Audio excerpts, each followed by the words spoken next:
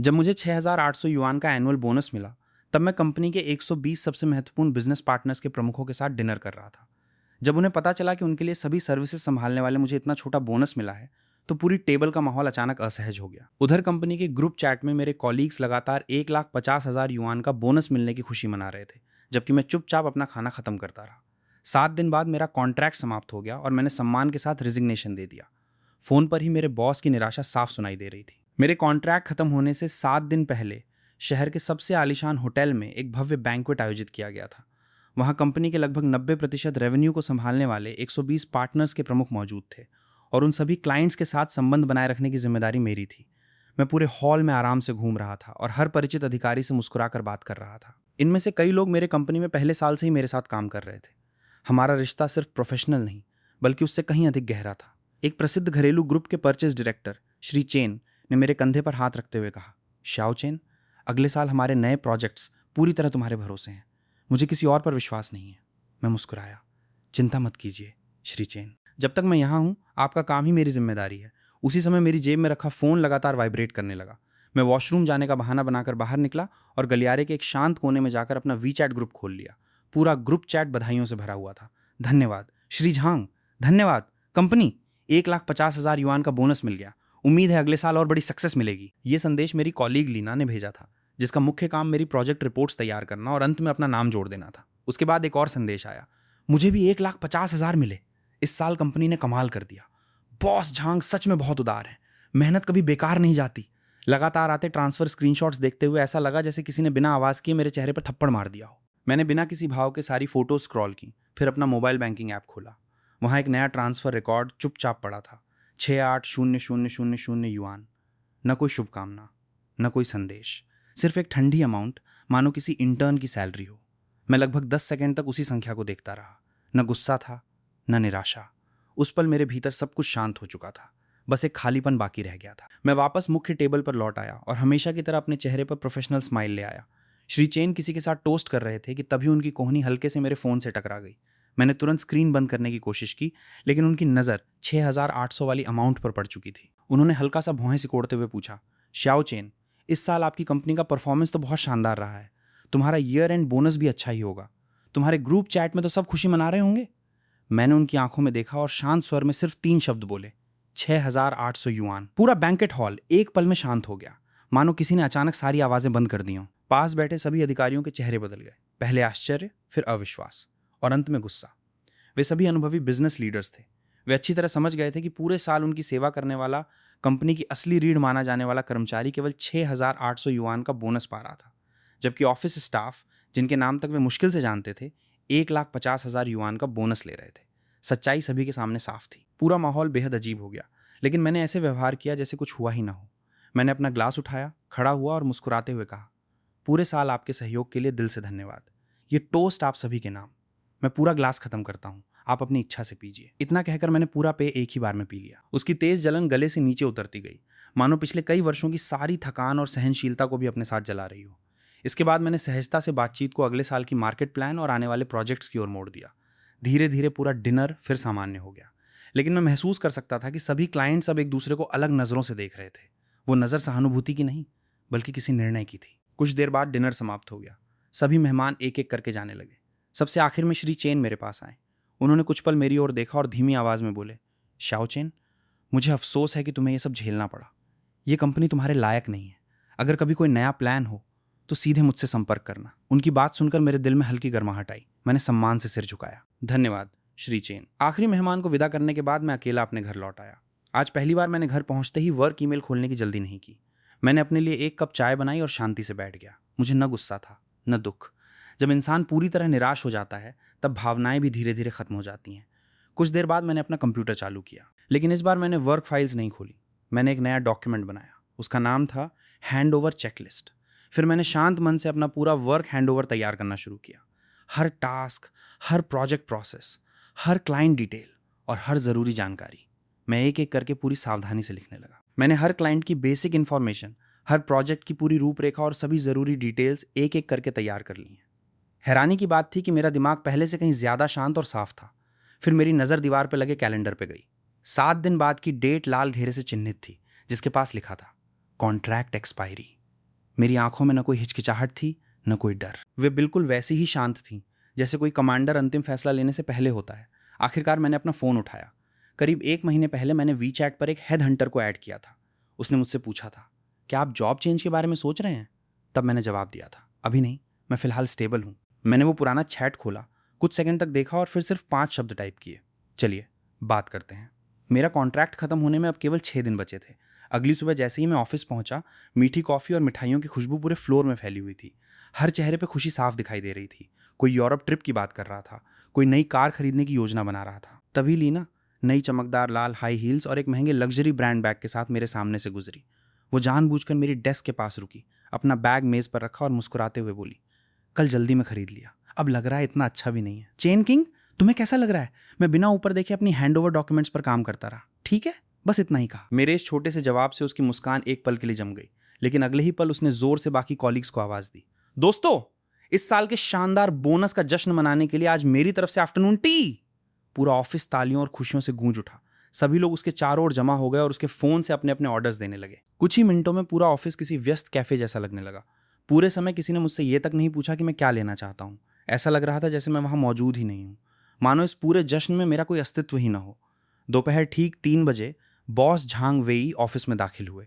उनका निकला हुआ पेट और लाल चेहरा पहले की तरह ही आत्मविश्वास से भरा हुआ था। उन्होंने ताली बजाई। पूरा ऑफिस तुरंत शांत हो गया। सबकी निगाहें उनकी तरफ थीं। उन्होंने मुस्कुराते हुए कहा, इस साल हमारी कंपनी ने इतिहास का सबसे बेहतरीन परफॉर्मेंस दिया है। ये यहाँ मौजूद हर कर्मचारी की मेहनत का परिणाम है। उनकी नज़र लीना और बाकी उन कर्मचारियों पर गई जिन्हें बड़ा बोनस मिला था। उनके चेहरे पर संतोष साफ दिखाई दे रहा था। मैं हमेशा कहता हूँ, हमारी कंपनी कभी मेहनती लोगों के साथ अन्याय नहीं करती। जो मेहनत करेगा कंपनी उसे ज़रूर पहचान देगी। अगले साल हम और मेहनत करेंगे और बोनस फिर से 2 गुना होगा। पूरा ऑफिस तालियों से गूंज उठा, लेकिन पूरे भाषण के दौरान उन्होंने एक बार भी मेरी तरफ नहीं देखा, मानो कंपनी के 90% बिजनेस संभालने वाला मैं मेहनती कर्मचारियों की सूची में शामिल ही न हूं। मीटिंग खत्म होने के बाद उन्होंने मुझे इशारे से अपने केबिन में बुलाया। मैं शांति से उनके पीछे गया और दरवाज़ा बंद कर दिया। अंदर पहुंचते ही उनके चेहरे की मुस्कान गायब हो गई। अब वो पूरी तरह सीरियस थे। चेन किंग, इस साल के बोनस को लेकर ज्यादा मत सोचो। मुझे पता है कि तुम्हारा योगदान बहुत बड़ा है, कंपनी सब देख रही है। मैंने बिना कुछ कहे अपना पानी का ग्लास पकड़े रखा और उनकी बातें सुनता रहा। उन्होंने आगे कहा, लेकिन तुम्हें यह भी समझना होगा कि तुम्हारी सफलता पूरी तरह कंपनी के प्लेटफॉर्म की वजह से है। मेकर ब्रांड नहीं होता तो इतने बड़े क्लाइंट्स तुम्हें जानते भी नहीं। हाँ, लीना और बाकी लोग तुम्हारी तरह सक्षम नहीं है, लेकिन उन्होंने इंटरनल कोऑर्डिनेशन और प्रोसेस मैनेजमेंट में बहुत मेहनत की है। इसके बाद उन्होंने लगभग 10 मिनट तक मुझे वही पुराना मोटिवेशनल स्पीच सुनाया। उन्होंने समझाया कि इस साल का छोटा बोनस बहुत सोच समझ कर लिया गया फैसला था। उन्होंने कहा, तुम अभी युवा हो, तुम्हें लॉन्ग टर्म थिंकिंग रखनी चाहिए। अगर अगले साल भी तुम इसी तरह मेहनत करते रहे तो मैं वादा करता हूँ सबसे बड़ा रेड एनवेलप बोनस तुम्हें ही मिलेगा। मैंने हल्की मुस्कान के साथ सिर हिलाया। चेहरे पर आभार और आज्ञाकारिता का वही भाव था जिसकी उन्हें उम्मीद थी। मैं समझ गया, श्री झांग, मैं आगे भी अपना बेस्ट देता रहूंगा। मेरी बात सुनकर झांग वेई पूरी तरह संतुष्ट दिखाई दिए। उन्हें लगा कि कंपनी का सबसे महत्वपूर्ण कर्मचारी अब भी पूरी तरह उनके नियंत्रण में है। मैं कैबिन से बाहर निकला। ब्रेक रूम के पास से गुजरते हुए लीना और कुछ कॉलीग्स की हंसी सुनाई दे रही थी। मैं बिना रुके अपने वर्क स्टेशन पर लौट आया। उनकी बातें अब मेरे भीतर कोई असर नहीं छोड़ती थीं। वे सिर्फ दूर की शोर जैसी लग रही थीं। मैंने अपने कंप्यूटर में एक एनक्रिप्टेड फोल्डर खोला। उसका नाम था core customer relationship deep maintenance manual. ये लगभग 50 पन्नों का डॉक्यूमेंट था। इसमें केवल क्लाइंट कॉन्टैक्ट डिटेल्स या कॉन्ट्रैक्ट इन्फॉर्मेशन ही नहीं थी, बल्कि हर कंपनी की आंतरिक स्ट्रक्चर, प्रभावशाली लोगों के रिश्ते, निर्णय लेने वालों की आदतें, उनकी व्यक्तिगत पसंद और वर्षों की मेरी रिलेशनशिप नोट्स भी दर्ज थीं। ये मेरी कई वर्षों की मेहनत का असली परिणाम था। यही वो कोर एसेट था जिसकी वजह से मैं उन 120 बड़े क्लाइंट्स को लगातार संभाल पा रहा था। मैंने पूरी शांति से इस मैनुअल के सबसे महत्वपूर्ण हिस्से को दोबारा एनक्रिप्ट किया, फिर उसे कंप्रेस करके अपने निजी क्लाउड ड्राइव पर अपलोड कर दिया। जैसे ही अपलोड पूरा हुआ, मुझे ऐसा महसूस हुआ जैसे वर्षों से मेरे कंधों पर रखा कोई भारी बोझ आखिरकार उतर गया हो। उसी समय झांग वेई मुस्कुराते हुए अपने ऑफिस से बाहर निकले और ऊंची आवाज में बोले, सभी लोग ध्यान दें, मेरे पास एक महत्वपूर्ण अनाउंसमेंट है। एक गुड न्यूज़ है, झांग वेई मुस्कुराते हुए बोले, हमें एक नया प्रोजेक्ट मिला है। क्लाइंट ने खास तौर पर कहा है कि इसे हमारी सबसे मजबूत टीम संभाले। चेन किंग, ये प्रोजेक्ट तुम्हारा है। पूरे ऑफिस की नजरें मुझ पर टिक गईं। कुछ लोगों के चेहरों पर साफ खुशी दिखाई दे रही थी। मैंने झांग वेई के आत्मविश्वास से भरे चेहरे की ओर देखा और पहली बार उन्हें सीधे मना कर दिया, माफ कीजिए श्री झांग, मेरा कॉन्ट्रैक्ट केवल 6 दिनों बाद समाप्त हो रहा है। मैं इस प्रोजेक्ट की निरंतरता की गारंटी नहीं दे सकता। क्लाइंट के हित में यही बेहतर होगा कि आप किसी और को यह जिम्मेदारी दें। पूरा ऑफिस एक पल में शांत हो गया। कॉन्ट्रैक्ट एक्सपायरी में अब केवल 5 दिन बाकी थे। अचानक एक इमरजेंसी कॉल ने पूरे ऑफिस में अफरा तफरी मचा दी। कंपनी के सबसे बड़े और सबसे पुराने क्लाइंट वाशिंग ग्रुप के सिस्टम में गंभीर खराबी आ गई थी। उनकी पूरी प्रोडक्शन लाइन बंद हो चुकी थी। टेक्निकल टीम 2 घंटे से लगातार समस्या ढूंढ रही थी, लेकिन उन्हें कोई हल नहीं मिला। नाम मात्र की क्लाइंट मैनेजर होने के कारण लीना को वाशिंग ग्रुप के टेक्निकल डायरेक्टर ने फोन पर बुरी तरह डांट दिया। वो बार बार सिर्फ एक ही बात दोहरा रही थी, हम इस पर काम कर रहे हैं, लेकिन असल समस्या क्या थी उसे खुद नहीं पता था। आखिरकार उसने घबराकर झांग वेई को कॉल किया। दूसरी तरफ से क्लाइंट का रवैया बेहद सख्त था। उन्होंने साफ कहा, हम केवल चेन किंग से बात करेंगे। अगर 2 घंटे के भीतर समस्या हल नहीं हुई तो हमारा पार्टनरशिप कॉन्ट्रैक्ट तुरंत समाप्त समझिए। साथ ही कॉन्ट्रैक्ट ब्रीच का लीगल एक्शन भी शुरू होगा। ये सुनते ही झांग वेई का चेहरा सफेद पड़ गया। वाशिंग ग्रुप अकेले कंपनी के लगभग 20% एनुअल रेवेन्यू का स्रोत था। उन्हें खोना मतलब कंपनी की रीढ़ टूट जाना था। वो लगभग दौड़ते हुए मेरी डेस्क तक आए। पहली बार उनके चेहरे पर घमंड नहीं बल्कि घबराहट थी। चेन किंग, वॉशिंग के सिस्टम में गंभीर समस्या है, तुम्हें तुरंत इसे ठीक करना होगा। पूरा ऑफिस ये दृश्य देख रहा था। मैंने बिना कुछ कहे अपना लैपटॉप खोला, हेडसेट लगाया और सीधे रिमोट कनेक्शन के माध्यम से क्लाइंट सर्वर में लॉगिन कर गया। झांग वेई, पूरी टेक्निकल टीम और बाकी सभी कर्मचारी मेरे पीछे खड़े होकर स्क्रीन देख रहे थे। लीना सबसे पीछे खड़ी थी। उसका चेहरा पीला पड़ चुका था। मेरी उंगलियां तेजी से कीबोर्ड पर चलने लगीं। 5 साल तक इस क्लाइंट सिस्टम को संभालने और पिछले सिस्टम अपग्रेड के दौरान मिली जानकारी की वजह से मैंने कुछ ही मिनटों में असली समस्या पहचान ली। जिस सिस्टम आर्किटेक्चर को मैं अच्छी तरह जानता था, उसे कंपनी की टेक्निकल टीम समझ ही नहीं पा रही थी। मैंने तेजी से कोड बदला, सर्विस रीस्टार्ट किया, कैट क्लियर किया और कई ज़रूरी कॉन्फ़िगरेशंस दोबारा सेट की। हर कमांड बिना किसी गलती के पूरी होती चली गई। करीब 1 घंटे बाद मैंने हेडसेट उतारा और शांत स्वर में कहा, समस्या हल हो गई। उसी समय मेरा फ़ोन बज उठा। दूसरी तरफ वाशिंग ग्रुप के टेक्निकल डायरेक्टर थे। चेन किंग, बहुत बहुत धन्यवाद, आपने सचमुच हमें बचा लिया। हमारी पूरी प्रोडक्शन लाइन फिर से चालू हो गई है। उनकी आवाज़ में राहत साफ महसूस हो रही थी। कुछ पल बाद उन्होंने गंभीर स्वर में कहा, सच बताऊं, आप जैसा टैलेंट अभी भी मेकर कंपनी में काम कर रहा है, यह आपके साथ इंसाफ नहीं है। मैं सिर्फ हल्का सा मुस्कुरा दिया। संकट टल चुका था, लेकिन झांग वेई की नज़र अब मुझ पर पहले जैसी नहीं रही। उसमें आभार कम और डर ज्यादा था। उन्हें पहली बार एहसास हुआ कि जिस कर्मचारी को वो हमेशा अपने नियंत्रण में समझते थे, असल में वही कंपनी की सबसे बड़ी ताकत था। ये देखकर लीना तुरंत उनके पास गई और धीरे से उनके कान में बोली, श्री झांग, क्या आपको नहीं लगता कि चेन किंग ने जानबूझकर पहले कुछ नहीं किया? शायद वो सही समय का इंतजार कर रहा था ताकि इस मौके का इस्तेमाल करके आपसे नेगोशिएशन कर सके। यही बात झांग वेई सुनना चाहते थे। अपने गलत मैनेजमेंट डिसीजन को स्वीकार करने से कहीं आसान था मुझ पर शक करना। उनकी आंखों में अविश्वास और गहरा हो गया। मैंने उनकी फुसफुसाहट पर बिल्कुल ध्यान नहीं दिया। मेरा काम पूरा हो चुका था।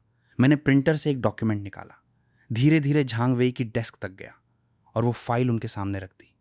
श्री झांग, ये मेरी हैंडओवर चेकलिस्ट है। कृपया इसे रिव्यू कर लीजिए और तय कर दीजिए कि आगे ये काम कौन संभालेगा। झांग वेई ने जल्दी जल्दी चेकलिस्ट के कुछ पन्ने पलटे। उसमें केवल 120 क्लाइंट्स के नाम, मानक कॉन्ट्रैक्ट्स और सार्वजनिक कॉन्टैक्ट इन्फॉर्मेशन दर्ज थी। लेकिन सबसे महत्वपूर्ण चीजें पूरी तरह गायब थीं। वर्षों की मेहनत से तैयार किया गया मेंटेनेंस मैनुअल, हर क्लाइंट की व्यक्तिगत पसंद, मुख्य निर्णय लेने वालों के रिश्ते, महत्वपूर्ण रिलेशनशिप मैप और वे सभी कम्युनिकेशन स्किल्स जिनकी वजह से इतने बड़े क्लाइंट्स वर्षों तक कंपनी के साथ जुड़े रहे। कानूनी और प्रोसेस के हिसाब से ये एक बिल्कुल सही हैंडओवर डॉक्यूमेंट था, लेकिन वास्तविक काम के लिए ये लगभग बेकार था। कॉन्ट्रैक्ट समाप्त होने में अब केवल 4 दिन बाकी थे। आखिरकार झांग वेई ने लीना को मेरा वर्क हैंडओवर संभालने की जिम्मेदारी दी। शायद ये उनका आखिरी अधिकार दिखाने का तरीका था। लीना उस साधारण चेकलिस्ट को ऐसे पकड़े बैठी थी मानो कोई शाही फरमान हो। वो मेरे सामने बैठी। उसका अंदाज हैंडओवर मीटिंग जैसा नहीं बल्कि पूछताछ जैसा था। मैंने चेकलिस्ट खोली, पहले क्लाइंट पर उंगली रखी और शांत स्वर में कहा, चेंज यानुआ, वाशिंग ग्रुप के परचेज डायरेक्टर, कॉन्टैक्ट नंबर 1396668888। ये सारी पब्लिक इंफॉर्मेशन है। कॉन्ट्रैक्ट टर्म्स यहाँ हैं और स्पेशल रिक्वायरमेंट्स परिशिष्ट 3 में मानक निर्देशों के साथ दर्ज हैं। इतना कहकर मैंने उसकी ओर देखा। मेरे चेहरे पर कोई भाव नहीं था। फिर मैं शांत स्वर में बोला, यही मेरा ऑफिशियल हैंडओवर है। मेरा हैंडओवर केवल उस मानक जानकारी तक सीमित है जो इस हैंडओवर लिस्ट में दर्ज है। ये कंपनी की प्रॉपर्टी है, लेकिन महाप्रबंधक चेन के साथ मेरे व्यक्तिगत रिलेशनशिप, वर्षों का कम्युनिकेशन एक्सपीरियंस और मेरी बनाई हुई क्लाइंट स्ट्रैटेजी मेरी निजी प्रोफेशनल एसेट है। वो हैंडओवर रिस्पॉन्सिबिलिटी का हिस्सा नहीं है। मेरी बात पूरी होते ही लीना का चेहरा गुस्से से लाल हो गया। शांत ऑफिस में उसकी आवाज़ तेज और चुभने लगी। मैं पहली बार अपनी कुर्सी पर पीछे झुक गया और बिना किसी झिझक के उसकी आंखों में देखते हुए बोला, क्या इस हैंडओवर डॉक्यूमेंट में एक भी लाइन ऐसी है जो तुम्हें समझ नहीं आ रही? या फिर तुम्हारी प्रोफेशनल एबिलिटी इतनी कमज़ोर है कि इतनी बुनियादी क्लाइंट इन्फॉर्मेशन भी समझ नहीं पा रही हो? मेरे शब्द सीधे उसकी तथाकथित प्रोफेशनल स्किल्स पर चोट कर चुके थे। उसका चेहरा पल भर में सफ़ेद पड़ गया, होंठ कांपने लगे, लेकिन वो जवाब में एक शब्द भी नहीं बोल सकी। आसपास खड़े कॉलीग्स धीरे धीरे फुसफुसाने लगे। कुछ लोग मन ही मन खुश थे। उन्हें लग रहा था कि हमेशा दूसरों पर रौब जमाने वाली लीना को आखिरकार कोई बराबरी का जवाब देने वाला मिल गया। कुछ लोगों को लगा कि मैं ज़रूरत से ज़्यादा घमंडी हो गया हूँ, शायद इसलिए कि अब मैं कंपनी छोड़ने वाला था।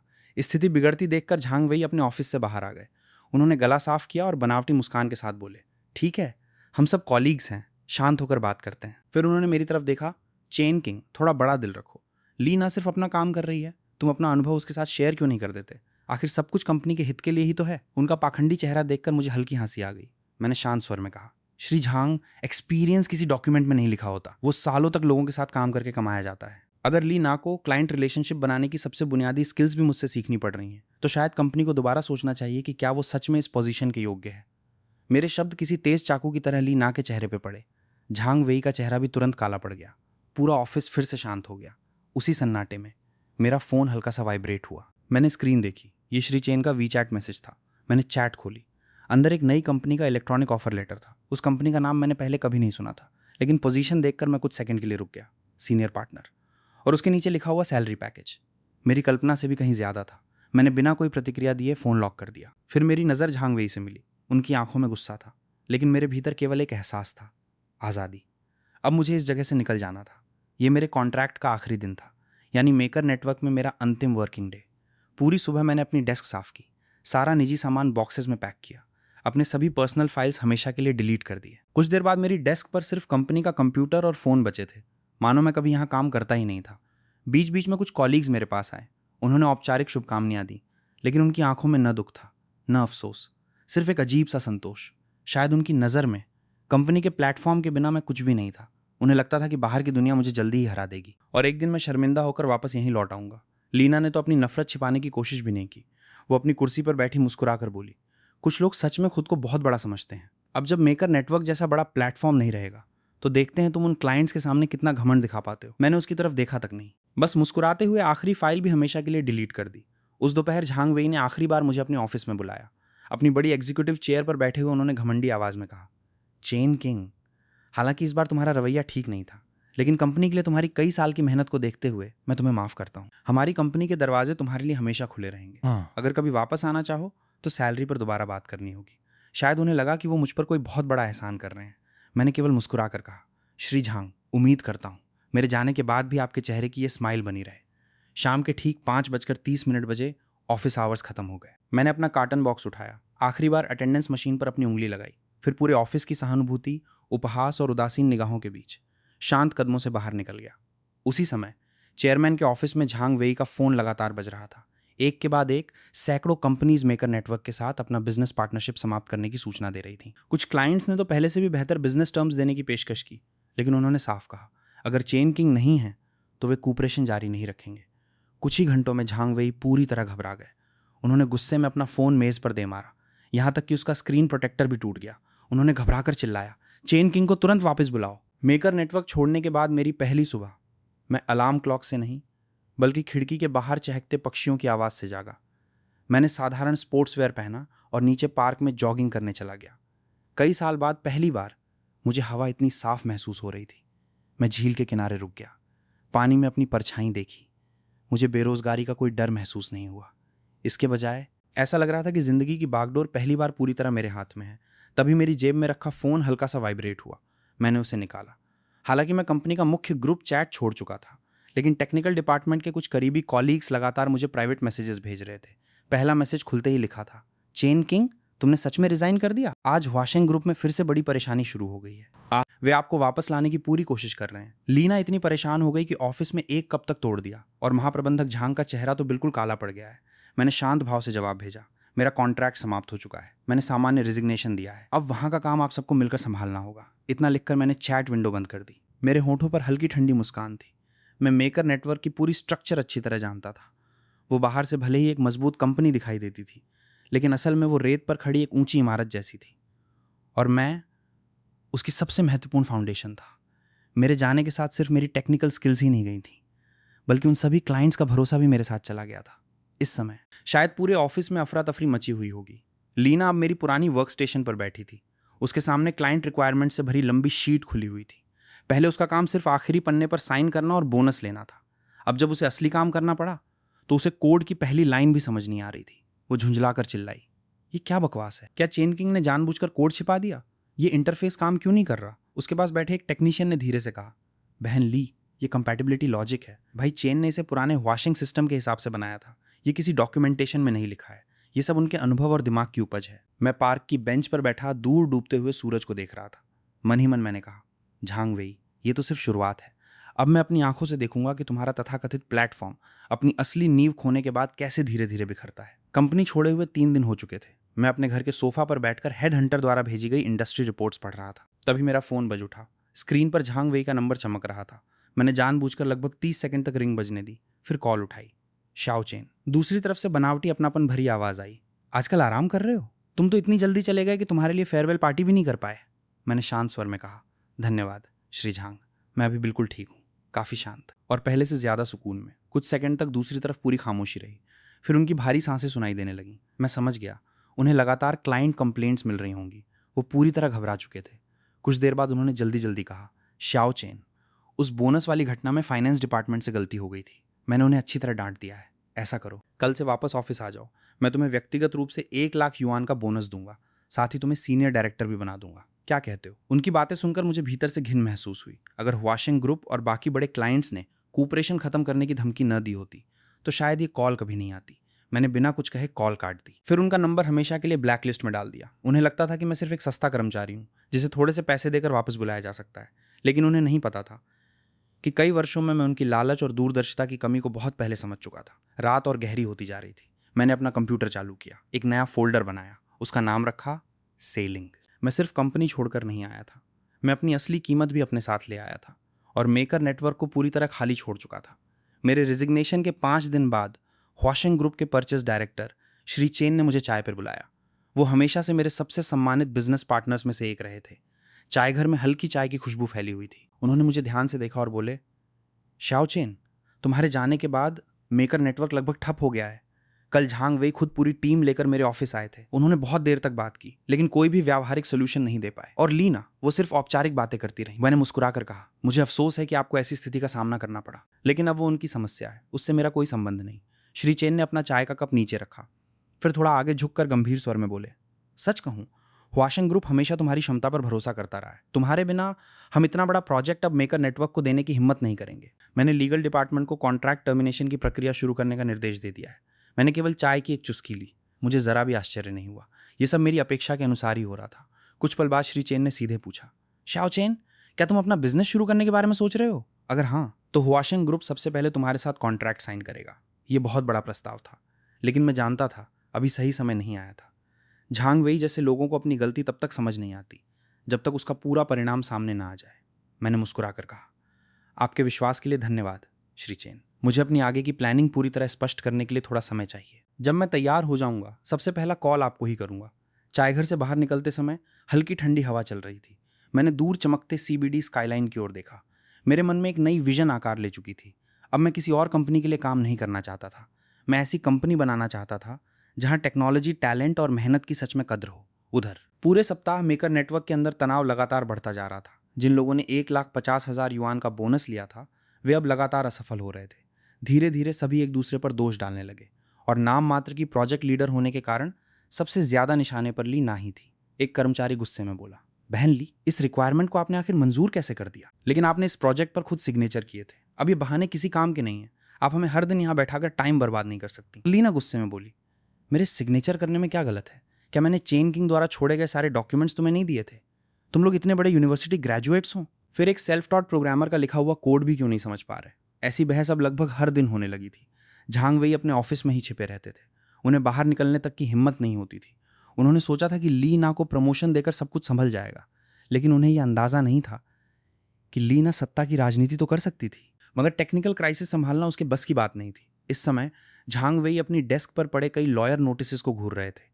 कई क्लाइंट्स आधिकारिक रूप से कॉन्ट्रैक्ट टर्मिनेशन की प्रक्रिया शुरू कर चुके थे। बाकी बड़े पार्टनर्स भी स्थिति पर नजर रखे हुए थे। सालों में बनाई गई उनकी रेपुटेशन सिर्फ एक हफ्ते में ढहने लगी थी। झांग वेई ने गुस्से में पूछा, लीना, तुमने ही कहा था कि चेन किंग के बिना भी सब ठीक चलेगा। अब बताओ, इस नुकसान की भरपाई कैसे होगी? लीना सिर झुकाकर खड़ी रही। अब उसके चेहरे पर पहले वाली अकड़ बिल्कुल नहीं थी। उसे पहली बार एहसास हुआ कि जिस चेन किंग का वो हमेशा मजाक उड़ाती थी, वही कंपनी की असली ताकत था। कुछ देर बाद उसने धीमी आवाज में कहा, श्रीमान झांग, क्यों ना हम उस पर ट्रेड सीक्रेट्स चुराने का आरोप लगा दें? उसे मजबूर करेंगे कि वो वापस आए और पूरा कोर कोड हमारे हवाले करे। झांग वेई ने धीरे से सिर उठाया। उनकी आंखों में एक अजीब चमक थी। लेकिन उससे कहीं ज़्यादा डर था। उन्हें पता था अगर ये चाल उल्टी पड़ गई तो फिर वापसी का कोई रास्ता नहीं बचेगा। उधर मैं अपने घर के कंप्यूटर के सामने बैठा था। मेरी स्क्रीन पर च्वांग के नेटवर्क के शेयर प्राइस लगातार नीचे गिर रहे थे। आज मेरे रिजिग्नेशन का 7वां दिन था और कॉन्ट्रैक्ट खत्म हुए भी पूरा 1 सप्ताह हो चुका था। मैंने अपना स्टडी रूम पूरी तरह व्यवस्थित कर लिया था। दीवारों पर नए प्रोजेक्ट आर्किटेक्चर डायग्राम्स लगे हुए थे। इस पूरे सप्ताह में मैंने 3 हेड हंटर्स के ऑफर्स ठुकरा दिए थे और झांग वेई के दर्जनों माफी भरे मैसेजेस बिना पढ़े छोड़ दिए थे। मैं सिर्फ एक सही मौके का इंतजार कर रहा था जिसके बाद च्वांग के दोबारा कभी खड़ी ना हो सके। तभी मेरा फोन बजा। ये श्री चेन का वॉइस मैसेज था। उनकी आवाज में साफ घबराहट थी। श्याओ चेन, झांग वेई पागल हो गया है। उसने आज इंडस्ट्री ग्रुप में एक अनाउंसमेंट जारी किया है। उसने तुम पर कंपनी की कोर टेक्नोलॉजी चुराने का आरोप लगाया है और बाकी कंपनियों से भी कहा है कि तुम्हें ब्लैक लिस्ट कर दिया जाए। मैं हल्का सा मुस्कुराया। शायद वे भूल चुके थे कि उन सभी टेक्निकल पैटर्न्स के सबसे पहले ड्राफ्ट्स किसने तैयार किए थे। मैंने अपना एक एनक्रिप्टेड फोल्डर खोला। उसमें कंपनी के पहले दिन से लेकर आखिरी दिन तक का पूरा R&D लॉग मौजूद था। हर टेक्नोलॉजी, ब्रेक थ्रू, हर टाइम स्टैम्प और हर ओरिजिनल सोर्स कोड सुरक्षित रखा गया था। अगर झांग वेई लीगल गेम खेलना चाहता था तो मैं भी पूरी तैयारी के साथ वही खेल खेलने वाला था। उसी दोपहर मैं शहर के बीचों बीच बने एक स्टार्टअप इंक्यूबेटर पहुंचा। श्री चेन ने पहले से ही मेरे लिए एक छोटा सा वर्क स्पेस तैयार करवा दिया था। जगह बड़ी नहीं थी लेकिन शुरुआत करने के लिए बिल्कुल पर्याप्त थी। मैंने अंदर कदम रखा और मुस्कुराकर धीरे से कहा, आज से यही है किंगलैंड टेक्नोलॉजी। मैं खिड़की के पास खड़ा होकर नीचे व्यस्त सड़कों को देख रहा था। मुझे पूरा विश्वास था झांग वेई की ब्लैक लिस्ट बहुत जल्द मजाक बन जाएगी, क्योंकि जिन क्लाइंट्स ने च्वांके की असलियत देख ली थी वे अंत में वही फैसला करेंगे जो उनके बिजनेस के लिए सबसे सही होगा। इस बीच च्वांके नेटवर्क अपने आखिरी संघर्ष में लगा हुआ था। झांग वेई और लीना को लगता था कि उन्होंने मुझे पूरी तरह फंसा लिया है, लेकिन उन्हें बिल्कुल अंदाजा नहीं था कि वे खुद उसी जाल में फंस रहे हैं जो मैंने पहले ही उनके लिए तैयार कर दिया था। झांग वेई की ब्लैक लिस्ट पूरे इंडस्ट्री सर्कल में तेजी से फैल गई। मैं अपने नए किराए के वर्क स्पेस में बैठा था। मेरे फोन पर कई हेड हंटर्स के माफी भरे मैसेजेस लगातार आ रहे थे। उनकी भाषा भले ही बहुत विनम्र थी लेकिन मतलब बिल्कुल साफ था। झांग वेई ने इंडस्ट्री एसोसिएशन में दबाव बनवा दिया था। जो भी मुझे हायर करेगा उसे च्वांके के सहयोगी कंपनीज का विरोध झेलना पड़ेगा। मैंने केवल मुस्कुराकर फोन बंद कर दिया। फिर वापस व्हाइट बोर्ड पर नए सिस्टम लॉजिक का डिजाइन बनाना शुरू कर दिया। तभी दरवाजे पर हल्की दस्तक हुई। अंदर आया शियाओ वांग। वो पहले टेक्निकल डिपार्टमेंट में मेरे साथ काम करता था। उसने अंदर आते ही कहा, भाई चेन, मैंने रिजिग्नेशन दे दिया है। बॉस झांग जबरदस्ती उस एंक्रिप्शन लॉजिक को क्रैक करवाना चाहते हैं। उन्होंने साफ कह दिया है अगर हम ऐसा नहीं कर पाए तो पूरी टीम का परफॉर्मेंस बोनस काट दिया जाएगा। अब मुझसे वहां और काम नहीं होगा। मैंने शांत स्वर में कहा, बैठो, कोई ठोस एविडेंस मिला? झांग वेई ने तुम्हारे साथ कोई और परेशानी तो नहीं की? शियाओ वांग ने सिर हिलाया। उसकी आंखें हल्की लाल हो चुकी थीं। उसने कहा, पूरी कंपनी में डर का माहौल है। लीना हर दिन ऑफिस में घूम घूम कर देखती है कि कौन आपसे निजी तौर पर कांटेक्ट में है। कुछ पल रुककर उसने मेरी तरफ देखा, फिर बोला, भाई चेन, अगर आपको यहाँ लोगों की ज़रूरत हो तो मैं बिना सैलरी के भी आपके साथ काम करूँगा। मैंने उसकी ओर देखा। दिल के अंदर हल्की सी गर्माहट महसूस हुई। झांग वेई को लगता था कि वो अपने पद और ताकत से मेरा रास्ता रोक देगा, लेकिन वो एक बात भूल गया था, लोगों का भरोसा धमकी देकर कभी नहीं जीता जा सकता। मैंने मुस्कुराकर कहा, तुम्हें सैलरी मिलेगी और पहले से भी ज्यादा मिलेगी, लेकिन उससे पहले हमें इस तथाकथित ब्लैक लिस्ट का हमेशा के लिए अंत करना होगा। इतना कहकर मैंने अपना कंप्यूटर चालू किया और कई सालों से निष्क्रिय पड़े एक प्रोफेशनल टेक्निकल फोरम में लॉगिन किया। वहां मैं सिर्फ चेन किंग नहीं था, मैं उस इंडस्ट्री का एक जाना पहचाना टेक्निकल एक्सपर्ट था जिसके हजारों फॉलोअर्स थे। झांग वेई मेरी प्रोफेशनल रेपुटेशन खराब करना चाहता था, लेकिन अब मैं उसे दिखाने वाला था कि असली डायमेंशनल रिडक्शन अटैक किसे कहते हैं। कंपनी छोड़े हुए 10 दिन हो चुके थे। अचानक मुझे लीना का फोन कॉल आया। इस बार उसकी आवाज पहले जैसी घमंडी नहीं थी। वो बेहद नरम लहजे में बोली, चेन किंग, क्या हम मिल सकते हैं? मैं कंपनी की तरफ से आपसे अपॉलॉजी करना चाहती हूँ। मुझे अच्छी तरह पता था ये एक जाल था, फिर भी मैं मिलने चला गया। मैं देखना चाहता था कि झांग वेई के कहने पर अब वो कौन सी नई चाल चलने वाली है। रेस्टोरेंट के प्राइवेट रूम में लीना बेहद महंगे कपड़ों में सजी बैठी थी। पूरी टेबल पर महंगे डिशेस सजे हुए थे। मुझे देखते ही वो उठी और मेरा हाथ पकड़ने की कोशिश की। चेन किंग, पहले मुझसे गलती हो गई थी, कृपया मुझे माफ कर दीजिए। बॉस झांग ने कहा है, अगर आप उस सिस्टम के लिए आधिकारिक टेक्निकल लाइसेंसिंग सोल्यूशन दे दें तो रुका हुआ कूपरेशन तुरंत फिर से शुरू कर दिया जाएगा और कंपनी आपको अलग से कंसल्टिंग फी भी देगी। मैंने उसकी आंखों में देखते हुए शांत स्वर में कहा, लीना, क्या तुम्हें खुद भी अपनी बात पर विश्वास है? ये मेरी निजी इंटेलेक्चुअल प्रॉपर्टी है और ये बात मूल कॉन्ट्रैक्ट में साफ लिखी हुई है। उसकी मुस्कान एक पल में गायब हो गई। अगले ही क्षण उसने अपने बैग से एक वॉइस रिकॉर्डर निकाल लिया। फिर गुस्से में बोली, चेन किंग, ज्यादा चालाक मत बनो। श्री झांग पहले ही एक्सपर्ट टीम बुला चुके हैं। अगर तुम आज नहीं मानी तो हम तुम पर कंपनी छोड़ने से पहले वायरस डालने और पूरा सिस्टम क्रैश करने का मुकदमा कर देंगे। इस रिकॉर्डिंग में तुम्हारा कबूलनामा होगा। उसका आत्मविश्वास देखकर मुझे हंसी आ गई। उसे बिल्कुल अंदाजा नहीं था कि जैसे ही मैं इस कमरे में आया था, मेरा फोन लगातार क्लाउड सर्विलेंस बैकअप पर पूरी वीडियो रिकॉर्डिंग अपलोड कर रहा था। मैं मुस्कुराकर बोला, सच में? बहुत अच्छा। मैं भी चाहता हूं कि जज ये सुने कि तुम मुझे मेरी ही इंटेलेक्चुअल प्रॉपर्टी राइट्स छोड़ने के लिए कैसे मजबूर कर रही थी। मैं बिना खाना छुए ही उठ खड़ा हुआ। पीछे से लीना गुस्से में चिल्लाती रही, लेकिन मेरे दिमाग में अब केवल एक बात चल रही थी, इस पूरे मामले को कैसे लीगल काउंटर अटैक में बदला जाए। उधर जब झांग वेई अपनी चालों में व्यस्त था, मुझे एक महत्वपूर्ण खबर मिली। च्वांग नेटवर्क शहर की सबसे बड़ी स्मार्ट सिटी प्रोजेक्ट की टेंडर में हिस्सा लेने वाला था। ये उनके लिए आखिरी उम्मीद थी। इस बिड को जीतने के लिए झांग वेई मेरे पुराने रिसर्च रिजल्ट्स तक का इस्तेमाल कर रहा था। शियाओ वांग घबराया हुआ मेरे सामने बैठा था। उसने पूछा, भाई चेन, अगर उन्होंने आपका पूरा सोल्यूशन थोड़ा बदल कर अपना बता दिया तो? हम अभी इतने बड़े नहीं हैं, अपनी बेगुनाही साबित करना मुश्किल होगा। मैं हल्का सा मुस्कुराया। चिंता मत करो, मैंने सिर्फ लॉजिक नहीं छोड़ा था, मैंने पूरे आर्किटेक्चर के अंदर एक लॉजिक ट्रैप भी लगाया था। उसे सिर्फ मैं ही एक्टिवेट कर सकता हूं। अगर बिना मेरे ऑथराइजेशन सर्टिफिकेट के कोई उस सिस्टम को तय सीमा से ज्यादा चलाएगा तो पूरी स्क्रीन पे अपने आप कॉपीराइट नोटिस दिखाई देगा। झांग वेई को लगा कि सोर्स कोड मिलते ही वो जीत जाएगा, लेकिन उसे नहीं पता था यही उसके पतन की शुरुआत थी। टेंडर इवैल्यूएशन के दिन मैं एक दूसरी कंपनी के टेक्निकल कंसल्टेंट के रूप में पीछे की पंक्ति में बैठा था। झांग वेई पूरे आत्मविश्वास के साथ स्टेज पर प्रेजेंटेशन दे रहा था। नीचे लीना जोरों से ताली बजा रही थी। झांग वेई ने मुस्कुराकर घोषणा की, यह हमारा पूरी तरह इंडिपेंडेंट डेवलप्ड कोर इंजन है। ये पूरे इंडस्ट्री में सबसे अधिक स्टेबल है। उसने स्ट्रेस टेस्ट का बटन दबाया। शुरुआत में सब कुछ सामान्य था, लेकिन कुछ ही सेकंड बाद पूरा सिस्टम अचानक रुक गया। फिर स्क्रीन पर एक बड़ी पॉपअप विंडो दिखाई दी। उस पर साफ लिखा था, this core architecture copyright belongs to Chenking, unauthorised usages is illegal. पूरा कॉन्फ्रेंस हॉल शोर से गूंज उठा। झांग वेई का चेहरा लाल से सफेद और फिर हरे रंग का हो गया। वो घबराकर लगातार कीबोर्ड पर टाइप करता रहा, लेकिन सिस्टम पूरी तरह लॉक्ड हो चुका था। मैं पीछे बैठा उसकी हालत देखता रहा, फिर चुपचाप अपना लैपटॉप बंद कर दिया। उस टेंडर स्कैंडल के बाद च्वांग के नेटवर्क की रेपुटेशन पूरी तरह टूट गई। एक एक करके कई पार्टनर्स ने कॉपरेशन टर्मिनेशन लेटर्स भेज दिए। मुझे पता चला झांग वेई ने गुस्से में अपने ऑफिस की लगभग हर चीज तोड़ डाली, यहां तक कि लीना को भी थप्पड़ मार दिया। अब कंपनी सिर्फ नुकसान में नहीं थी, वो पूरी तरह बिखर रही थी। टेक्निकल डिपार्टमेंट के कर्मचारी बड़ी संख्या में रिजिग्नेशन देने लगे।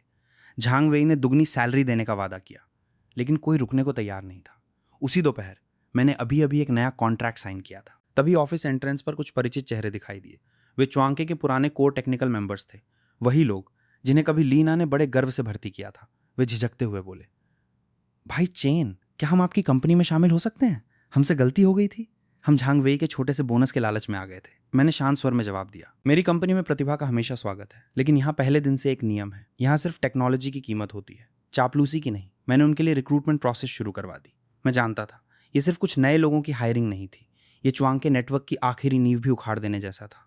अब झांग वेई के पास कुछ पुराने सर्वर्स और खाली ऑफिस के अलावा लगभग कुछ भी नहीं बचा था। उसी शाम महाप्रबंधक श्री चेन का फोन आया। महाप्रबंधक श्री चेन की आवाज उत्साह से भरी हुई थी। श्याओ चेन, बहुत बढ़िया। झांग वेई पूरी कोशिश कर रहा है कि कॉपीराइट केस दब जाए, लेकिन शहर की इन्वेस्टिगेशन टीम पहले ही च्वांग के पहुंच चुकी है। इस बार उसके लिए बच निकलना लगभग नामुमकिन है।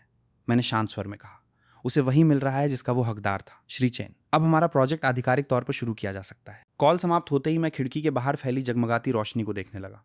एक युग समाप्त हो चुका था और दूसरा अभी शुरू होने वाला था। जहां किंगलैंड टेक्नोलॉजी तेजी से आगे बढ़ रही थी, वहीं झांग वेई के पतन की उल्टी गिनती शुरू हो चुकी थी। अब च्वांग के नेटवर्क सिर्फ एक खाली खोल बनकर रह गई थी। जो ऑफिस कभी लोगों की आवाजों से गूंजता था, वहां अब सन्नाटा और धूल पसरी हुई थी। झांग वेई ने खुद को अपने ऑफिस में बंद कर लिया था, फिर वो कभी दिखाई नहीं दिया। उधर ली ना भी अचानक गायब हो गई। खबर मिली कि वो कंपनी के खातों में बची आखिरी रकम लेकर विदेश भाग चुकी है। लेकिन झांग वेई जैसे लोग पूरी तरह हारने से पहले अक्सर सबसे खतरनाक कदम उठाते हैं। एक रात मैंने अपनी कार पार्किंग में खड़ी की ही थी। जैसे ही मैं लिफ्ट की तरफ बढ़ा, अचानक एक खंभे के पीछे से एक काली परछाई बाहर निकली। हल्की रोशनी में उसका चेहरा साफ दिखाई दिया। वो झांग वेई था।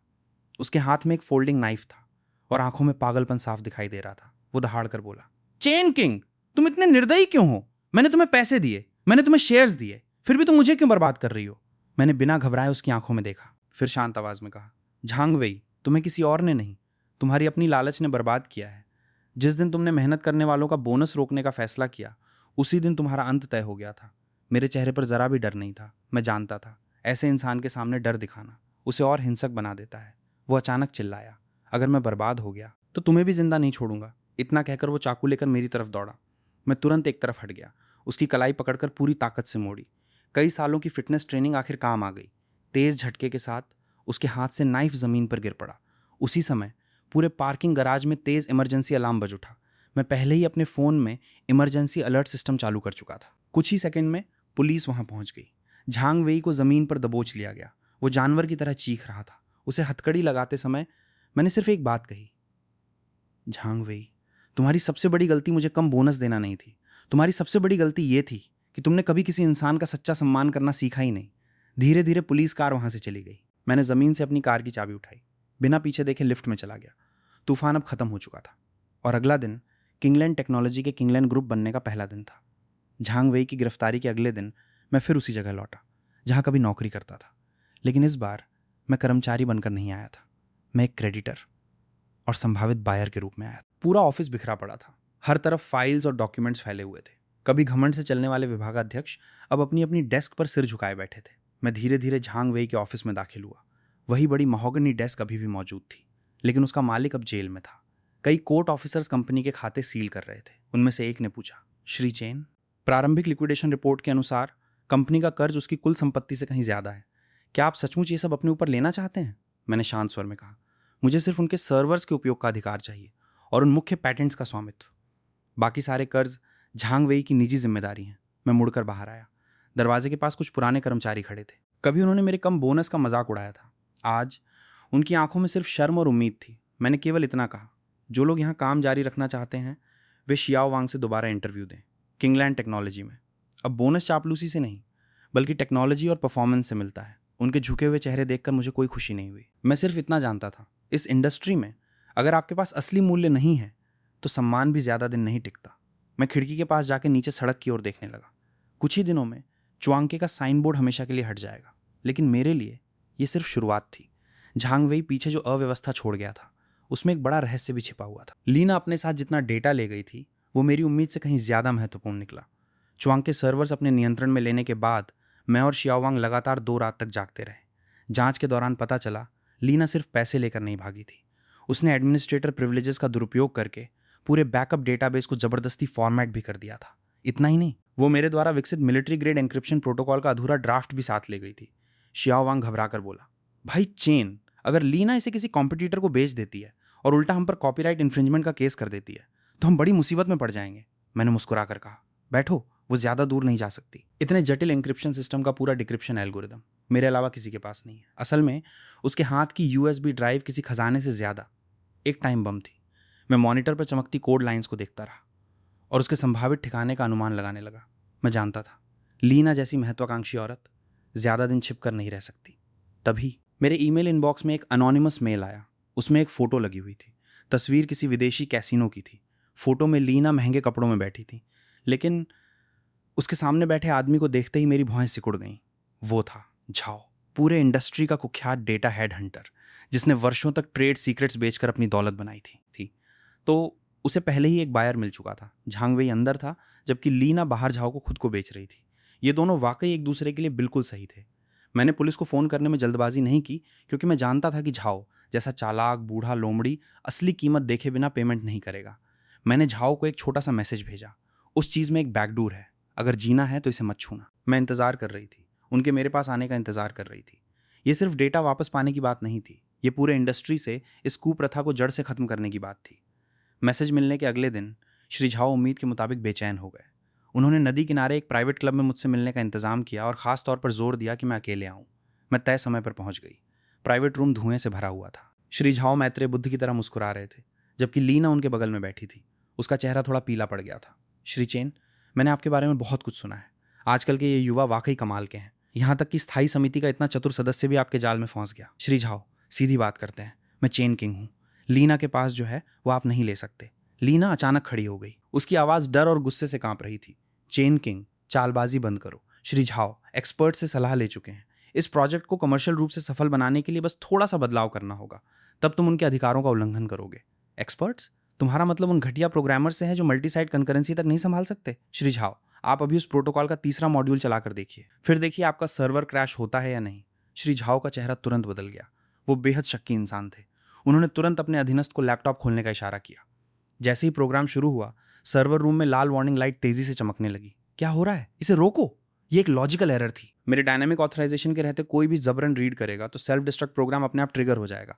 मैंने देखा कि लीना अपनी कुर्सी पर धंस गई। उसकी आंखें बिल्कुल बेजान थीं। उसका आखिरी तुरुप का पत्ता मेरे सामने कागज की तरह नाजुक साबित हुआ। और सुश्री झाओ जैसी बिजनेस वूमन अच्छी तरह जानती थीं कि सही फैसला कैसे लिया जाता है। उन्होंने लीना के चेहरे पर जोरदार थप्पड़ मारा। उनकी आवाज़ बर्फ जैसी ठंडी थी।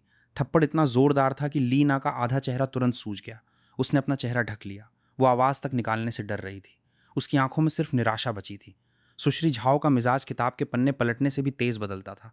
उनकी नज़र में लीना अब कमाई का जरिया नहीं बल्कि एक टाइम बॉम्ब बन चुकी थी। श्रीमान चेन, ये पूरी तरह एक गलतफहमी है। इस औरत ने मुझसे सामान के बारे में झूठ बोला। मैं सिर्फ सामान ले रही थी। जहां तक इसकी बात है, लॉ इसे संभाल लेगा। मैंने सुना है कि आप स्मार्ट सिटी प्रोजेक्ट के दूसरे चरण की बिडिंग के बारे में जानकारी ले रहे हैं। अनुभवी सुश्री झाओ तुरंत मेरा असली मतलब समझ गई। उनके माथे पर पसीने की बूंदें आ गईं और उन्होंने बार बार सिर हिलाया। मैं अब और कुछ नहीं पूछूंगी, बिल्कुल नहीं।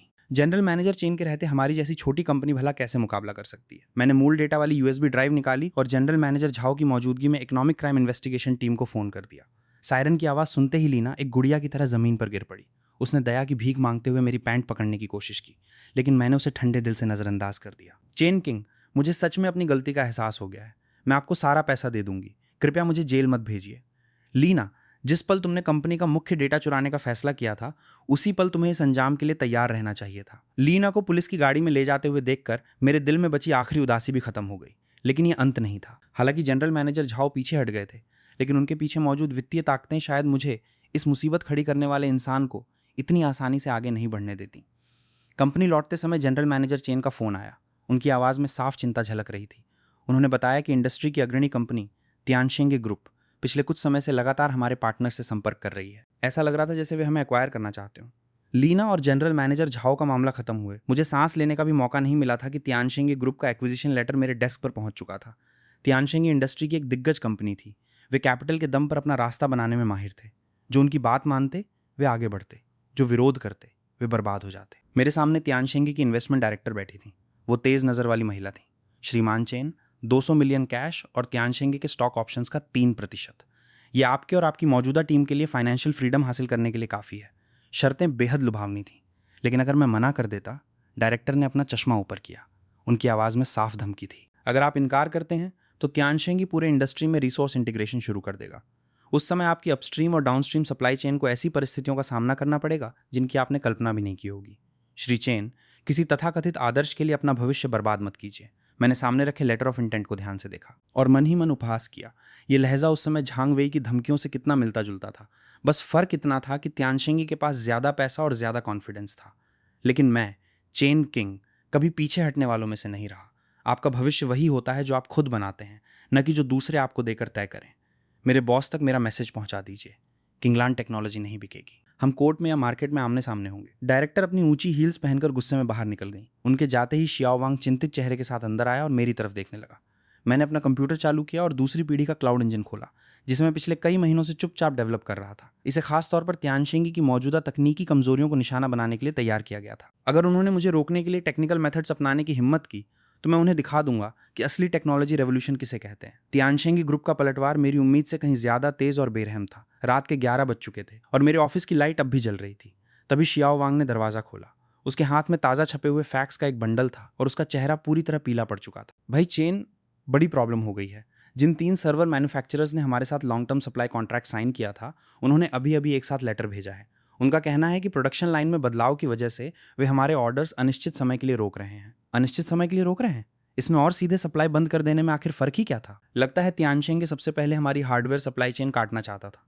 मैं खिड़की के पास गया और नीचे सुनसान सड़क को देखने लगा। तियानशेंगे ने सिर्फ सप्लायर्स को ही नहीं खरीदा था, बल्कि कई बड़े क्लाउड सर्विस प्लेटफॉर्म से भी संपर्क कर लिया था, ताकि हमारे प्रोडक्ट को ऐप स्टोर से हटाया जा सके। वे किंगलान टेक्नोलॉजी को एक अलग थलग द्वीप बना देना चाहते थे। हमारे पास टेक्नोलॉजी तो रहे, लेकिन उसे इस्तेमाल करने का कोई रास्ता न बचे। मैंने तुरंत फैसला लिया। शियाओ वांग, सबको नोटिफाई कर दो। कल से पूरी टीम वर्क फ्रॉम होम करेगी। कंपनी के सभी टेस्ट सर्वर्स तुरंत इंटरनल नेटवर्क पर ट्रांसफर कर दिए जाएं। मैंने फिर कंप्यूटर खोला और उन सप्लायर्स की लिस्ट देखने लगा जिन्होंने हमारे खिलाफ बगावत कर दी थी। मुझे जरा भी गुस्सा नहीं आया। उल्टा मेरे अंदर वैसी शांति थी जैसी किसी शिकारी को अपने शिकार को जाल में फांसता देखकर महसूस होती है। उन्होंने सोचा था कि कैपिटल के दम पर वे पूरी सप्लाई चेन पर कब्जा कर लेंगे, लेकिन वे भूल गए कि इस डेटा एरा में हार्डवेयर सिर्फ एक माध्यम होता है। लेकिन भाई चेन, इन सर्वर्स के बिना हमारे दूसरी पीढ़ी के इंजन का ऑनलाइन टेस्ट भी नहीं हो पाएगा। किसने कहा कि हम उनके सर्वर्स इस्तेमाल करेंगे? मैं हल्का सा मुस्कुराया, क्योंकि उन्होंने गंदी चाल चली है, इसलिए अब हमारी बारी है। ये एक प्रोटोटाइप टेक्नोलॉजी थी जिसे मैंने 3 साल पहले सबसे मुश्किल हालात से निपटने के लिए तैयार किया था। त्यानशेंगी को लगा कि पानी का स्रोत काट कर वे मेरी जान ले लेंगे, लेकिन उन्हें क्या पता था कि मैं बहुत पहले ही जमीन के नीचे अपना गहरा कुआं खोद चुका था। त्यानशेंगी की पूरी ब्लॉकेड के बीच पूरा इंडस्ट्री यही इंतजार कर रहा था कि मैं कब असफल हूं। अगली सुबह मैं हुआशेंगी ग्रुप में श्री चेन के ऑफिस पहुंचा। वो खिड़की के बाहर देख रहे थे। उनकी भौहें सिकुड़ी हुई थीं और उनकी डेस्क पर त्यानशेंगी का कॉपरेशन प्रपोजल रखा हुआ था। श्याओ चेन, कल त्यानशेंगी के लोग मुझसे मिले थे। उन्होंने वादा किया है कि अगर हुआशेंगी किंगलान के साथ अपना कॉपरेशन खत्म कर देता है तो अगले 5 साल तक त्यानशेंगी हमारे सभी इंफ्रास्ट्रक्चर मेंटेनेंस फीस आधी कर देगा। श्रीमान चेन, त्यानशेंगी से पैसा कमाना आसान है, लेकिन उनके बंधन से निकलना बहुत मुश्किल होता है। एक बार हुआशेंगी का पूरा सिस्टम त्यानशेंगी के क्लाउड में चला गया तो बाद में वे प्राइस बढ़ाएं या नियम बदलें, उस पर आपका कोई नियंत्रण नहीं रहेगा। अध्यक्ष चेन मेरी तरफ मुड़े और मेरी आंखों में देखने लगे। वे सिर्फ एक सफल बिजनेसमैन नहीं थे, बल्कि दूर की सोच रखने वाले स्ट्रैटेजिस्ट भी थे। वे तय कर रहे थे कि उन्हें छोटा फायदा चुनना चाहिए या ऐसा भविष्य जो पूरे इंडस्ट्री रूल्स बदल सकता हो। श्याओ चेन, सच बताओ, अगर त्यानशेंगी तुम्हारा हार्डवेयर बंद कर दे तो तुम मुकाबला कैसे करोगे? मुझे उनके हार्डवेयर की जरूरत ही नहीं है। अध्यक्ष चेन, हुआशेंगी की पूरे देश में 3000 से ज्यादा ब्रांचेस हैं। हर ब्रांच में खाली पड़े कंप्यूटिंग रिसोर्सेज मौजूद हैं। अगर आप अनुमति दें तो मैं इन सभी रिसोर्सेज को जोड़कर ऐसा कंप्यूटिंग नेटवर्क बना सकता हूं जो त्यानशेंगी से भी ज्यादा ताकतवर होगा। अध्यक्ष चेन की आंखें चमक उठीं। वे तुरंत समझ गए कि इसका असली मतलब क्या था। ये सिर्फ पैसा बचाने की बात नहीं थी, ये हुआशेंगी को हमेशा के लिए दिग्गज कंपनीज की निर्भरता से आजाद करने की शुरुआत थी। उन्होंने जोर से मेज पर हाथ मारा और त्यानशेंगी के प्रपोजल को टुकड़े टुकड़े कर दिया। ठीक है, मैं तुम पर बेट लगाता हूँ, हुआशेंगी के सभी नोड्स आज से तुम्हारे लिए खुले रहेंगे। हुआशेंगी बिल्डिंग से बाहर निकलते हुए मैंने राहत की लंबी सांस ली। त्यानशेंगी को लगा था कि उन्होंने पूरे समुद्र को रोक दिया है, लेकिन उन्हें यह नहीं पता था कि मैंने पहले ही उनकी नज़रों से बचकर मैंने पहले ही अनगिनत रास्ते बना लिए थे। जिस समय मैंने हुआशेंगी के साथ गुप्त अग्रीमेंट किया, उसी समय त्यानशेंगी ने मीडिया में भी अपनी चाल चल दी। अचानक किंगलैंड टेक्नोलॉजी को बदनाम करने वाले कई आर्टिकल्स ऑनलाइन सामने आ गए। उनमें दावा किया गया कि हमारे सिस्टम में गंभीर सिक्योरिटी फ्लॉज हैं और हम अवैध रूप से यूज़र डेटा भी इकट्ठा करते हैं। भाई चेन, ये पूरी तरह झूठ है। हमारा कोड ओपन सोर्स है और पूरी तरह ऑडिटेड है। फिर हम यूज़र इन्फॉर्मेशन कैसे इकट्ठा कर सकते हैं? उन्हें सच्चाई से कोई मतलब नहीं है। उन्हें सिर्फ हमारे कस्टमर्स के मन में शक पैदा करना है। एक बार संदेह पैदा हो गया तो हमारे नए प्रोडक्ट का प्रमोशन अपने आप मुश्किल हो जाएगा। मैंने देखा कि तथाकथित एक्सपर्ट एनालिसिस हमारी टेक्नोलॉजी को तोड़ मरोड़ कर पेश कर रहे थे। हर जगह झूठे आरोप और बदनामी फैलाई जा रही थी। यहाँ तक कि कई संभावित क्लाइंट्स जो पहले हमारे साथ जुड़ने वाले थे, इन नकारात्मक रिपोर्ट्स की वजह से पीछे हटने लगे। त्यानशेंगी का साइकोलॉजिकल वॉरफेयर सचमुच बेहद खतरनाक था। अगर वे मीडिया वॉर चाहते हैं तो हम उन्हें ऐसा तोहफा देंगे जिसे पूरी दुनिया देखेगी। शियाओ वांग, हमारी दूसरी पीढ़ी के इंजन की सिक्योरिटी टेस्ट रिपोर्ट सीधे दुनिया की सबसे प्रतिष्ठित हैकर चैलेंज की आधिकारिक वेबसाइट पर भेज दो। मैं $1 मिलियन का रिवॉर्ड घोषित करता हूं और दुनिया भर के एक्सपर्ट्स को आमंत्रित करता हूं कि वे किंगलान के फायरवॉल को तोड़कर दिखाएं। ये सिर्फ अफवाहों का जवाब नहीं था, ये दुनिया का सबसे प्रभावशाली एडवर्टाइजमेंट भी बनने वाला था। खबर फैलते ही पूरा टेक इंडस्ट्री हिल गया। त्यानशेंगी द्वारा रखे गए ऑनलाइन ट्रोल्स अचानक चुप हो गए। जब दुनिया की सबसे बड़ी हैकर कम्युनिटी किसी सिस्टम को चुनौती देने लगे, तब झूठे आरोप अपने आप कमजोर पड़ जाते हैं। जब पूरी दुनिया इस चैलेंज पर ध्यान दे रही थी, मेरा ध्यान एक दूसरी डेटा रिपोर्ट पर था। वो थी त्यानशेंगी के मुख्य प्रोडक्ट्स की यूजर चर्न रेट। ये सब दूसरी पीढ़ी के इंजन में मेरे बनाए कंपैटिबिलिटी पैच की वजह से हो रहा था। आखिरकार त्यानशेंगी भी अजय नहीं था। आधे महीने तक किंगलैंड टेक्नोलॉजी को रोकने की कोशिश करते करते उन्होंने इतने रिसोर्सेज खर्च कर दिए कि उनका अपना मुख्य बिजनेस ग्रोथ रुक गया। त्यानशेंगी में काम करने वाले मेरे एक पुराने दोस्त ने मुझे मैसेज भेजा। उसने बताया कि उनके इन्वेस्टमेंट डायरेक्टर और टेक्निकल डायरेक्टर के बीच जबरदस्त बहस चल रही है। एक छोटी कंपनी को रोकने के लिए हमने कितने रिसोर्सेज खर्च कर दिए और अब हुआशेंगी ने हमारा साथ छोड़ने के बजाय कई बड़े क्लाइंट्स भी अपने साथ ले लिए। दूसरी तरफ से आवाज आई, ये इसलिए हुआ क्योंकि आपका टेक्निकल डिपार्टमेंट पूरी तरह अक्षम है। अगर आप एक छोटी कंपनी के डिस्ट्रीब्यूटेड नेटवर्क का मुकाबला भी नहीं कर सकते तो इतना बड़ा बजट मांगने की हिम्मत कैसे हुई? यही आंतरिक लड़ाई मैं देखना चाहता था। बड़ी कंपनीज को बाहरी दुश्मनों से उतना डर नहीं लगता जितना अपने अंदर शुरू होने वाले टूटने से। मैं अपने कंप्यूटर के सामने बैठा त्यानशेंगी के स्टॉक प्राइस को गिरते हुए देख रहा था और अंतिम काउंटडाउन की गणना कर रहा था। शियाओ वांग, तैयार हो? आज रात ठीक 8 बजे हमारा दूसरी पीढ़ी का इंजन हुआशेंगी के डिस्ट्रीब्यूटेड नेटवर्क पर आधिकारिक ग्लोबल पब्लिक बेटा शुरू करेगा। ये एक बेहद जोखिम भरा गैम्बल था। अगर ये सफल हुआ तो किंगलैंड टेक्नोलॉजी त्यानशेंगी के वर्षों पुराने मोनोपोली को हमेशा के लिए तोड़ देगी। अगर असफल हुआ तो मुझे पहले से भी ज्यादा खतरनाक रिटेलिएशन का सामना करना पड़ेगा। ठीक रात 8 बजे मैंने एंटर की दबाई। अगले ही पल स्क्रीन पर बने मैप पर अनगिनत चमकते हुए नोड्स दिखाई देने लगे। देश भर में हुआशेंगी के सभी नोड्स एक साथ एक्टिवेट हो गए। कुछ ही सेकंड में विशाल कंप्यूटिंग पावर पूरे नेटवर्क में बहने लगी।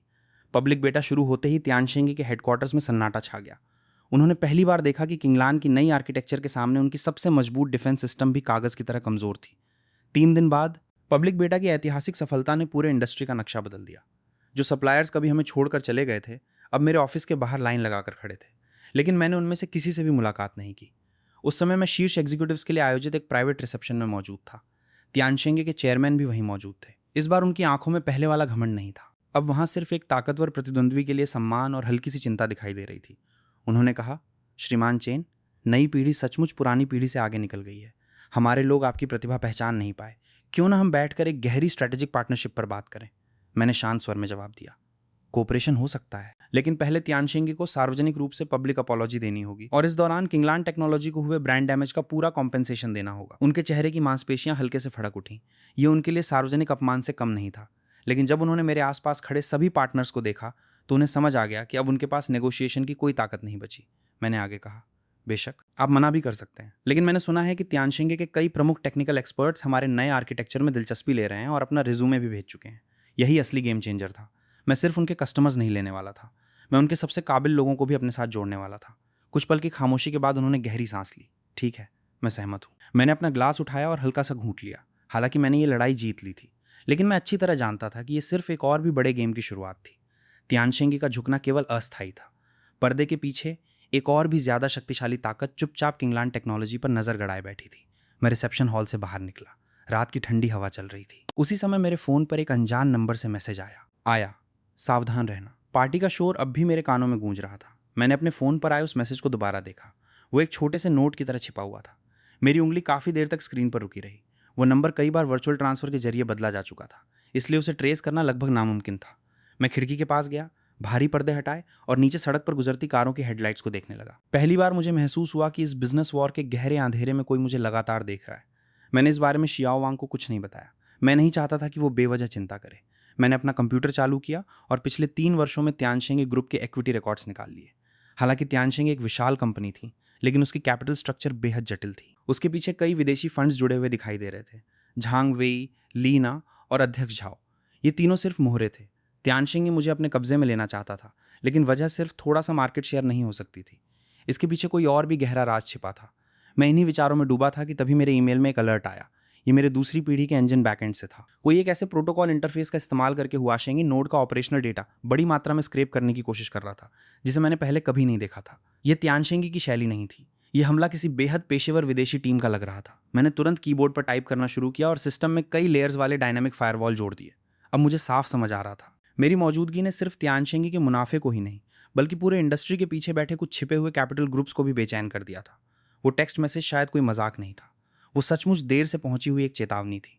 अगली सुबह तियानशेंगी ग्रुप का आधिकारिक पब्लिक अपॉलॉजी उम्मीद के मुताबिक सभी बड़े इंडस्ट्री पोर्टल्स के फ्रंट पेज पे छपा हुआ था। पूरा स्टेटमेंट गंभीर और ईमानदार दिखाई दे रहा था। उन्होंने अपनी पिछली ब्लॉकिंग ऑपरेशंस का पूरा दोष कुछ वरिष्ठ एग्जीक्यूटिव्स पर डाल दिया था। उसी समय करोड़ों डॉलर का कॉम्पेंसेशन भी किंगलान टेक्नोलॉजी के अकाउंट में जमा कर दिया गया।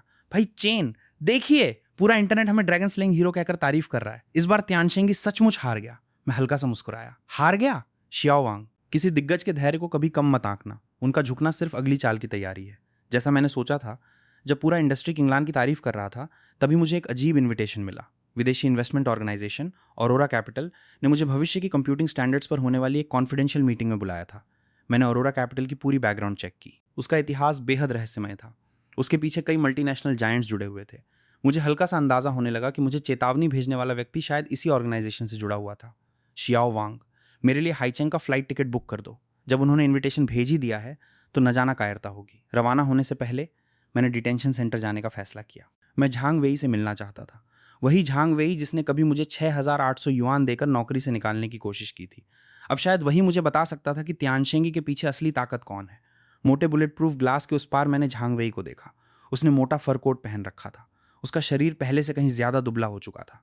उसकी आंखों में पहले वाली तेज चमक नहीं थी। अब वहां सिर्फ थकान और अजीब सी शांति बची थी। मुझे देखते ही उसके होठों पर हल्की सी मुस्कान आई। चेन किंग, तुम फिर भी आ गई। क्या मेरा मजाक उड़ाने आई हो या सवाल पूछने? मैंने सीधे उसकी आंखों में देखा। झांग वेई, चुआंग के तो सिर्फ शुरुआत थी। तियानशेंगी भी सिर्फ एक मुखौटा है। बताओ, उनके पीछे कौन है? झांग वेई काफी देर तक चुप रहा। उसकी उंगलियां अनजाने में मेज पर घूमती रहीं। फिर वो माइक्रोफोन के करीब झुका। उसकी आवाज इतनी धीमी थी मानो किसी वर्जित रहस्य का नाम लेने से भी डर रहा हो। मैं उनका असली नाम नहीं जानता, मैं सिर्फ इतना जानता हूँ, उन्हें क्लीनर्स कहा जाता है। उन्होंने पैसा दिया, उन्होंने रिसोर्सेज दिए, और उनका सिर्फ एक ही मकसद था, हर उस टेक कंपनी और हर उस डेवलपर को पूरी तरह खत्म करना जो उनके आदेश नहीं मानता। मेरे दिल की धड़कन एक पल के लिए रुक गई। झांग वेई की बातें सुनने में भले ही अविश्वसनीय लग रही थी, लेकिन उसकी आंखों में दिख रहा डर बिल्कुल असली था।